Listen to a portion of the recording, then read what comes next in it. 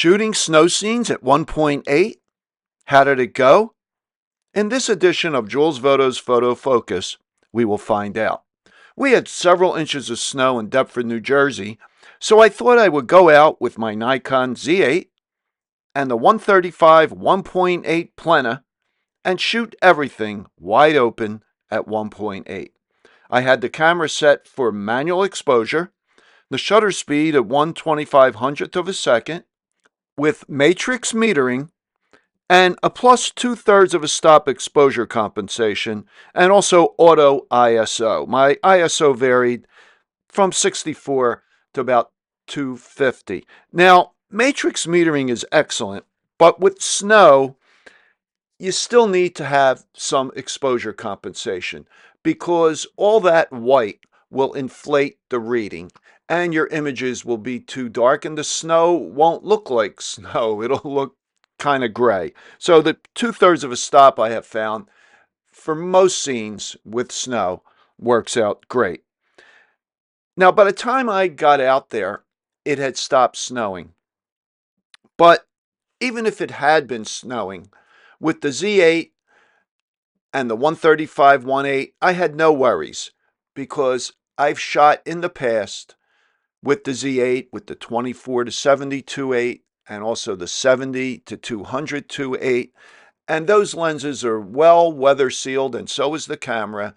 And the 135 1.8 is sealed as well. So you just brush off the snow. No issues whatsoever have I had in the past when shooting in difficult weather conditions. Now, shooting at 1.8, you don't have a lot of depth of field, obviously, especially when shooting close. And of course, very little is going to be in focus. But I kind of like that look because what is in focus really stands out. Now, I like to shoot close ups when shooting in snow of all the details, but this lens focuses down to 2.7 feet or 82 centimeters, so it's not the best lens for that. And I was thinking about taking an extension tube with me, but I wasn't sure if snow would be blowing around, and I didn't want to take the chance of getting some moisture inside the lens.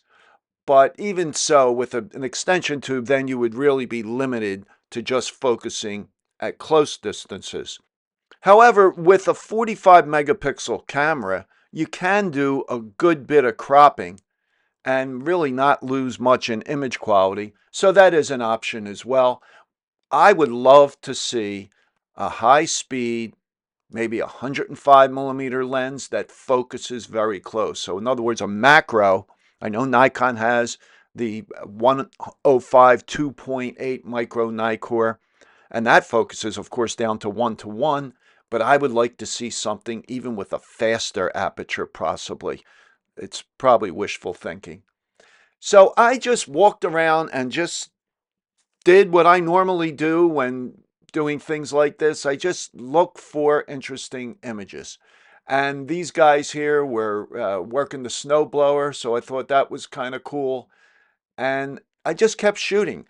And one thing with this lens, when I'm out with a wide angle lens, let's say, I will see what I want to shoot and then just raise the camera and fire away. With the Plena, I find myself looking through the lens a lot more because it makes everything look so much different at that wide aperture, at that 1.8. It just totally obliterates the background. You could shoot with the busiest of backgrounds with this lens, and it just becomes a complete blur.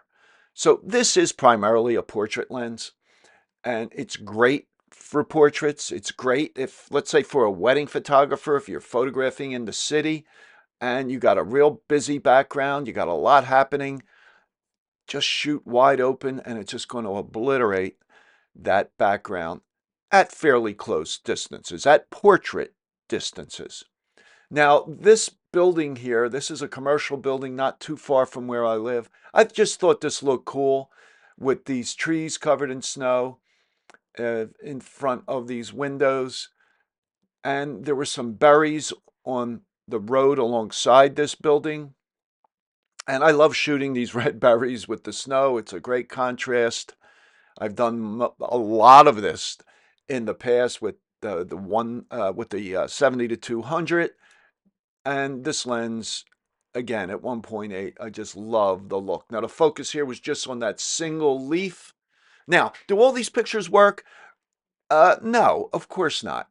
So what I do, and I couldn't do this with film, I just go out and I shoot and I shoot and I shoot, and then I get back and I have to go through all these images. Now, when shooting snow, you got to get out there right away, soon after the snowfall stops, because what happens, cars driving through the snow and they throw up a lot of dirt and it starts to get ugly.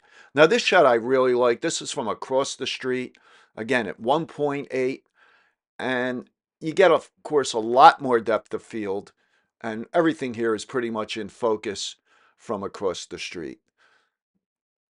And I'm looking for details, of course, and this shot here, I was focusing on this snow on this tree. This is a road in front here. And over my right, I heard the sound of a bus. And I kept shooting, and here comes a school bus. And I just love the way this looks. This is probably, this and that previous shot of that big tree are probably my favorite shots of the day. I just love the blur created by the 1.8. And it just is something different, something you couldn't achieve with, shooting at 5.6, let's say. Now, when out there shooting, and this applies to any situation, really, if you're doing street photography or travel photography or on vacation, whatever. And a lot of times you're in the moment and it looks great, and you take what you think might be a great picture, and then you get back and you download them to your computer, you start going through them, and you realize, well, this felt really good when I was there, but it doesn't look as good now. And that happens quite a bit, and that's okay. Then look at it the next day, and maybe your opinion will change. Maybe you'll decide, well, I really do like it, or the opposite. No, I really hate it. But I rarely delete images. I just think, well, maybe I'll go back to it sometime, and maybe my opinion will have changed. So this, as you can see, this lens is really sharp. This is, again, at 1.8, you really get a lot of sharpness, as you can see here. So that's just about it for this video. I hope you enjoyed it. If you did, please give it a thumbs up and subscribe to my channel. And, I don't mind if you critique my images. Give me your opinion. I like other people's opinion, and I surely don't mind criticism. And if you have any questions or comments on this video, please leave them in the comments below. I always try to respond to all comments and questions. So thanks for watching, and I will talk to you soon.